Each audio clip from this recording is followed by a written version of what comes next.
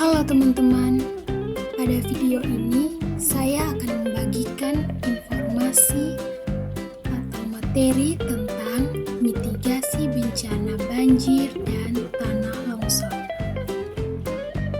Nah, sebelum itu, perkenalkan, nama saya Sinti Motorin, kelas 10 Kria Tekstil B, asal sekolah saya SMK Negeri 1. Oke teman-teman, apa itu bencana? Nah, tentunya kata bencana ini tidak asing didengar oleh kita semua. Menurut Kamus Besar Bahasa Indonesia, bencana adalah sesuatu yang menyebabkan kesusahan, kerusakan, dan penderitaan.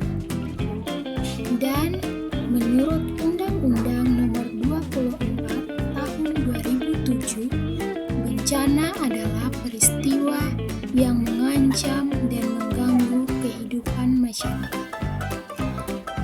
Dari kedua pengertian di atas, kita dapat menarik kesimpulan bahwa bencana adalah peristiwa atau rangkaian peristiwa dari alam atau non-alam yang mengancam dan mengganggu kehidupan manusia. Kita bisa melihat contoh-contoh bencana pada gambar di samping. Pada gambar yang pertama ini, gambar virus. Nah, kenapa gambar virus? Karena pada tahun 2019-2020 di Indonesia mengalami bencana non-alam, yaitu COVID-19. COVID-19 ini mengapa disebut dengan bencana? Karena dia mengganggu kehidupan manusia. Yang kedua ada gempa bumi. Gempa bumi termasuk bencana alam. Dan yang ketiga ada banjir. Dan yang keempat tanah longsor. Yang kelima gunung meletus. Dan gambar yang terakhir tsunami. Masih banyak contoh-contoh bencana yang lain. Nah, yang akan kita bahas yaitu adalah bencana banjir dan bencana tanah longsor. Selanjutnya, mitigasi bencana. Mitigasi bencana adalah upaya identifikasi risiko dampak bencana. Terdapat 3 tahap mitigasi bencana. Yang pertama, pra-bencana atau sebelum terjadi bencana. Yang kedua, saat bencana. Dan yang ketiga, pasca bencana atau setelah terjadi bencana.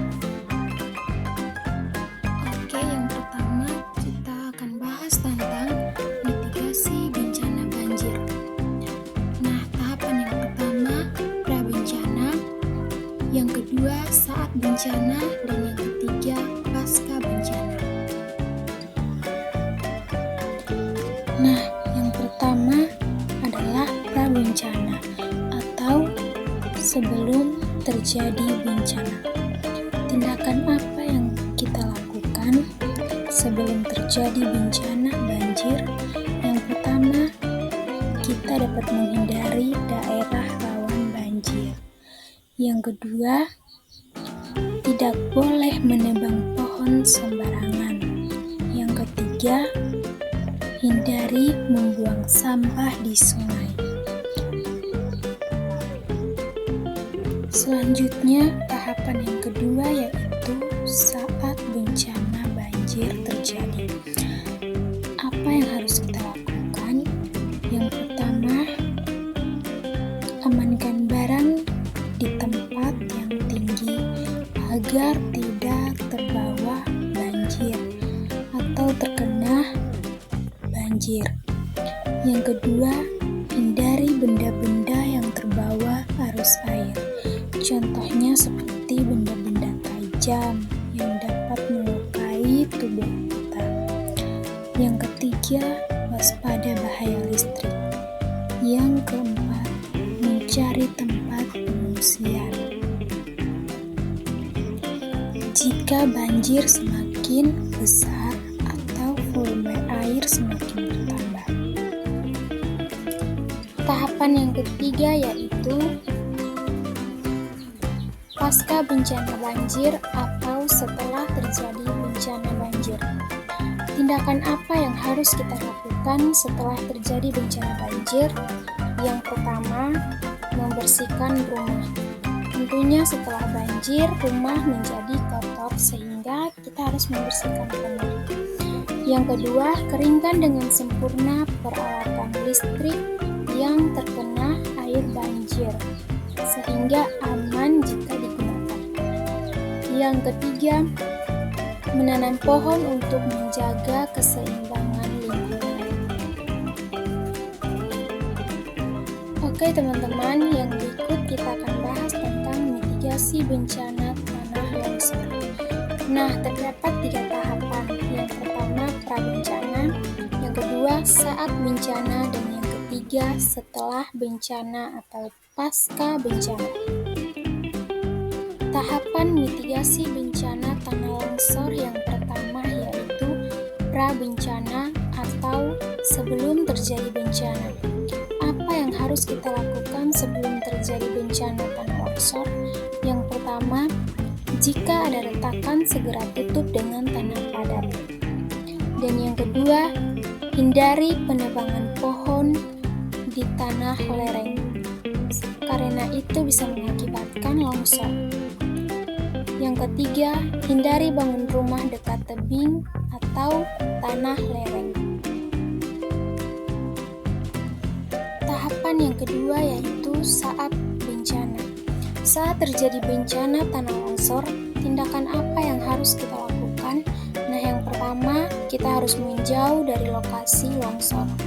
Yang kedua, amankan barang-barang penting agar tidak menghambat jalur evakuasi.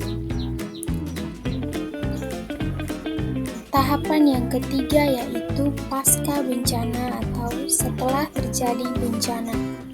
Setelah terjadi bencana tanah longsor, tindakan apa yang harus kita lakukan? Nah, yang pertama, kita memperbaiki bangunan yang rusak. Yang kedua, melakukan evakuasi korban dan penduduk yang masih ada di daerah bahaya. Yang ketiga, hindari kegiatan yang menyebabkan longsor.